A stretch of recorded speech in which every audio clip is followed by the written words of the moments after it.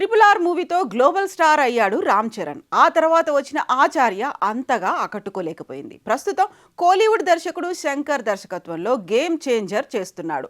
ఇప్పటికే షూటింగ్ పూర్తి చేసుకున్న ఈ మూవీ పోస్ట్ ప్రొడక్షన్ వర్క్ జరుగుతోంది. ఇందులో కియారా అద్వానీ, అంజలి, ఎస్జే సూర్య, శ్రీకాంత్, ప్రకాష్ రాజ్, సునీల్, సముద్రఖని, నవీన్ చంద్ర, నాజర్, శుభలేఖ సుధాకర్, మురళీ శర్మ, రాజీవ్ కనకాల కనిపించబోతున్నారు.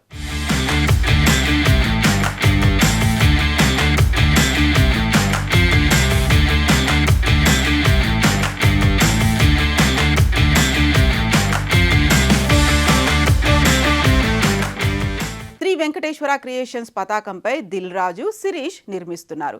భారీ బడ్జెట్ చిత్రంగా తెరకెక్కుతున్న గేమ్ చేంజర్ ఈ ఏడాది చివరిలో కానీ వచ్చే సంవత్సరం విడుదల చేసే అవకాశాలు కనిపిస్తున్నాయి.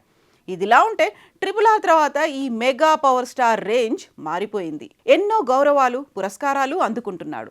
ఇటీవల డాక్టరేట్ పొందిన రామ్ చరణ్కు మరో హానర్ లభించింది.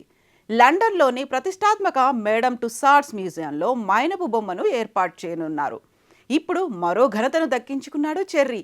అత్యంత ప్రతిష్టాత్మకమైన ఇండియన్ ఫిల్మ్ ఫెస్టివల్ ఆఫ్ మెల్బోర్న్లో అతిథిగా పాల్గొనేందుకు ఆహ్వానం అందుకున్నాడు. 15వ ఎడిషన్లో ఇండియన్ ఆర్ట్ అండ్ కల్చర్ అంబాసిడర్గా అవార్డును అందుకోనున్నాడు చెర్రీ.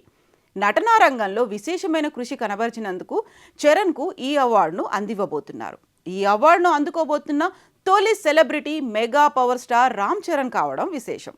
విక్టోరియన్ ప్రభుత్వం ప్రతి ఏటా ఈ ఫెస్టివల్ ఈవెంట్ నిర్వహిస్తుంది. ఈ ఏడాది ఆగస్టు 15 నుంచి 25 వరకు ఈ ఈవెంట్ జరగనుంది. ఇదిలా ఉంటే ఈ అవార్డు దక్కడంపై చెర్రీ స్పందించాడు. మెల్బోర్న్లో భారత జాతీయ జెండాను ఎగురవేయడానికి ఎదురు చూస్తున్నానని పేర్కొన్నాడు.